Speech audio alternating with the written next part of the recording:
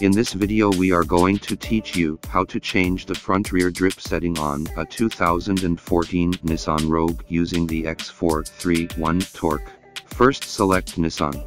Confirm the software version and select OK. Select the vehicle with 16 pin. Confirm the van and select OK. Select automatic selection. Confirm the vehicle and select OK. Select system selection. Select body control module. A system info screen will appear.